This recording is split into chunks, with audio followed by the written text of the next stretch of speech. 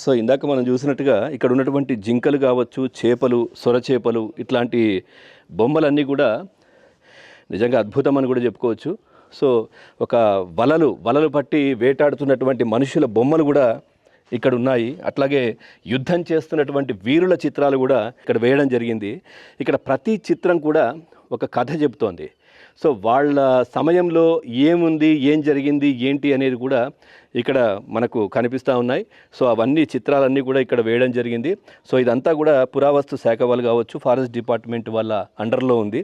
So దీనంతా కూడా so మంచి tourist place అని చెప్పుకోవచ్చు. ఇట్లాంటి బొమ్మలు అంటే కొన్ని వేల సంవత్సరాల క్రితం వేసినటువంటి మాత్రం ఎక్కడా కనిపించవు. ఇవి చెక్కు చెదరకుండా ఈ విధంగానే ఉన్నాయి. సో ఇదొక అంతు చిక్కని రహస్యం అని కూడా చెప్పుకోవచ్చు. సో ఇప్పటి కాలంలో మనం ఏదైనా పెయింటింగ్ వేస్తే 2 వానలకే అది మొత్తం వెళ్ళిపోతూ ఉంటుంది. కొన్ని వేల సంవత్సరాలుగా ఈ కలర్ కావచ్చు ఇవన్నీ కూడా ఇట్లాగే ఉన్నాయి.